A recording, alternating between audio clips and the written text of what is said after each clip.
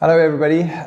Today I want to talk a little bit more in detail, quite a bit in detail actually, about the business visa into South Africa. That's not for short-term travel, but rather really if you buy a business or you want to start a business in South Africa.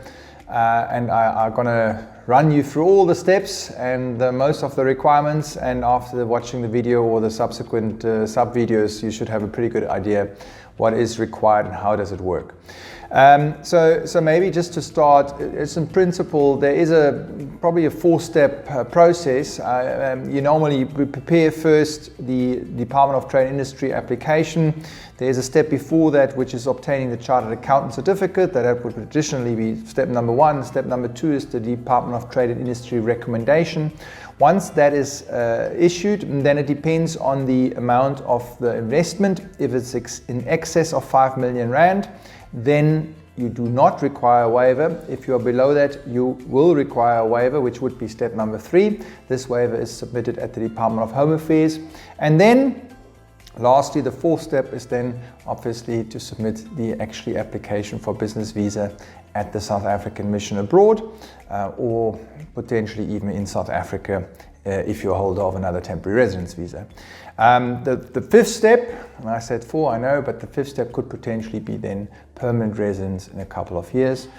So this business visa leads directly to permanent residence. So that's a very brief overview, but now I'm going to break it down. So number one, it's important that South Africa calls this business visa. I find it not ideal, but that's what it is. It's not an investment visa, okay, so that's very, very important. So you can't just buy a property for 5 million or more and then say I'll start a business with that. That's not going to work. So lots of other countries in the world obviously have pure investment visas. South Africa doesn't really have that yet.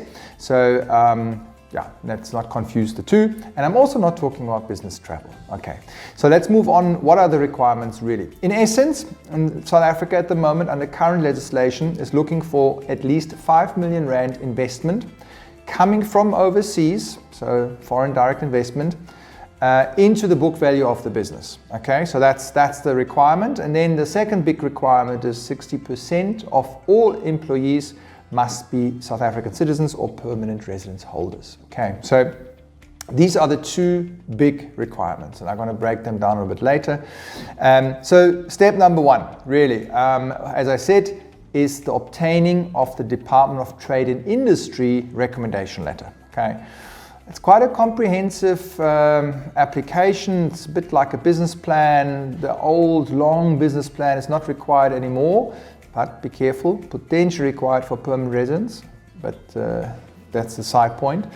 But basically, when we assist our clients, we regularly ask the clients, obviously, very fundamental questions about the business market. How do you want to scale? How much employment do you create? Where are the funds coming from?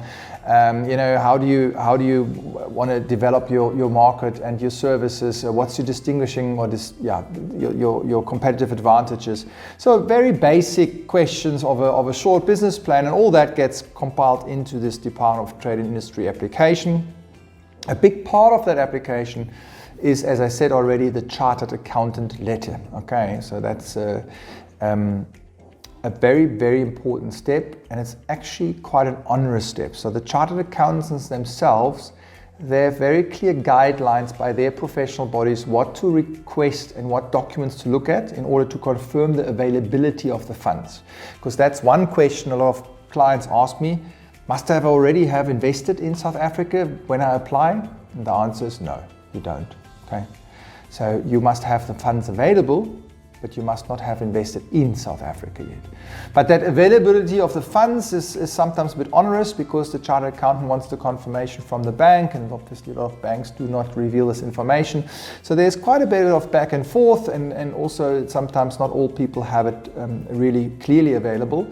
What's, for instance, not counting, also a very practical example I get asked a lot, is, hey, I still need to sell my house in Spain, then I will have the money available. That is not counted available. Okay, that doesn't count. Okay, so if the sale went through and the money's in your bank, then it's available, but not a signed agreement. And we all know that in some jurisdictions in Europe, notarized sale contract is binding, but nevertheless they don't look at that way. So please, it needs to be available. Okay, you can of course borrow the money and put it into your account, because South Africa is looking for foreign direct investment. Okay, the other thing which is in practice a lot of people struggle with, and I think the DTI is re-looking at this, is third-party funding. Okay, so typically startup scenario, you have the idea and you have a couple of money givers overseas, and instead of them giving you the money as a loan with securities in Europe or in the US, they want to directly invest into your company in South Africa, right? It's more safer for them, they potentially get shares for it. That's a problem. That's still a problem, although I have to say that if one can build a case around it, the DTI does look at it. In general, I think, especially in this category, it's vital that you're using an expert immigration company with lots of experience with the DTI. Not to say that obviously we would be such a company, but it's crucial. The DTI is looking really at the proposal, and they're applying rationale, data, logic. So one can look at a lot of things, even third-party funding, but it needs to be well presented and clear. So yeah, I think that's really in essence to that. So chartered accountant first, then DTI application. The processing time of the DTI takes roughly 45 days, and then they issue the recommendation letter. Okay, so that's the big step number one with the chartered accountant included. Now moving over to step number two. As I said, if your investment was below 5 million, and a lot of businesses do not need 5 million rand. And quite frankly, between just the two of us here now watching, I do think that South Africa will reduce the 5 million soon. I think internationally it's not competitive anymore, it's too high. I think in the international scene, a lower amount would be more appropriate. So I envisage that they lower it, but at the moment it's 5 million. So if you invest less because you don't have more, or just the business doesn't require more, then you need to also apply for a waiver of the 5 million requirement at the Department of Home Affairs. That's very important. Now, unfortunately, that waiver application takes an awful long time, and it is definitely something the Department of Home Affairs needs to look at. Our last two waivers took more than 12 months. Which investor waits 12 months? Yes, they were young and they had time and they had other jobs, but I mean, it's not a realistic scenario, right? So that's the current situation. I'm sure Home Affairs wants to improve this, but at the moment, the waiver takes up to 12 months, which is absolutely unacceptable. But that's step number two. If you're over the 5 million, it's fine, cool, that's 100%. Now you will ask me probably potentially, yeah, but wait a minute, Andreas, my business might only need 2 million, but I can transfer the 5 million and park it in the company. And then I would say, well, if it's foreign direct investment and it gets interest here in the company, it doesn't work, it should still be fine because it's in the book value of the company. Okay, so that is a possibility.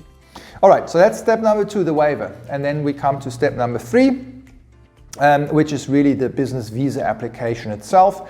As I said, the waiver as well as the DTI letter are requirements and part of the application, but beside that you will then need the usual personal documents you need for any long-term temporary residence visa in South Africa, and that's the medical certificate, the police clearance or police clearances, the application forms, photos, etc., etc. So lots of other documents. We compile the whole application together and then it gets submitted at the South African mission of your country of residence or passport, and then the processing times there vary on the location. Okay, Berlin, Germany at the moment, I would say 8 to 10 weeks. Paris says now 3 months. They used to be faster, but it's August soon, and August is not a good month for productivity in France. So obviously it depends very much where you submit. If you're lucky and you're Australian, it needs a week. So it depends very much on that. That's really to that, and once you have the business visa issued, you can come. Obviously we attach the family to that visa, and then the next question is really for a lot of clients, when do I apply for permanent residence, right? Because once you establish really a business with that kind of investment in the country, you want to have security and potentially permanent residence. So the good news is that you can apply actually for permanent residence fairly quickly. But you must have established the business, and you must have delivered more or less what you promised in the initial application. And that's where I always come, a lot of clients say, yeah, but I can say this and I can apply already for the business visa, and then I can see if this business and what if the business creates lots of cash flow and I don't have to invest so much as I initially said, and all these funny questions. And my answer to that is always, well, yeah, sure, but remember, if you want to extend your business visa or you want to apply for permanent residence, the Department of Trade and Industry is checking what have you delivered of what you were saying to do. And rightfully so, absolutely rightfully so. They fly into the Western Cape or visit you in Gauteng or in KwaZulu-Natal and visit your business, have a coffee with you, and want to see what you have done, okay? And they're totally entitled to, and I fully agree with that, because there's a lot of sham businesses out there who just put stuff on paper, and it prejudices really the real investors in the country. So the DTI comes, looks, you can explain if you maybe invested a bit less because the business went very well, or maybe the turnover is not as high as you wanted, and you can explain that. Then they're recommended for permanent residence after they've seen you, and then you can apply for permanent residence based on the business, okay? So just keep that in mind when you initially apply. I always fit the immigration towards the business proposal, not the other way around. I know a lot of companies do it differently, we put something on paper. That's not how we work. You come with a proper plan and it meets the statutory requirements and it's scalable, and you really want to, potentially grow the local economy, then you're welcome, and then the immigration system is welcoming you, but it's not the other way around, that you put something on paper to get the residence. And I just wanted to say that the checks and balances are luckily in place, and that the DTI is actually doing a very, very good job in this category, and it's really working. I hope you found this update useful. I know it was quite a long time, or a lot of time. And if you have any questions, please reach out to me or Kristen. We are our really business visa specialists here in the company. We do lots of them, and we would love to help you and hear your proposal to grow the South African economy. Cheers, bye.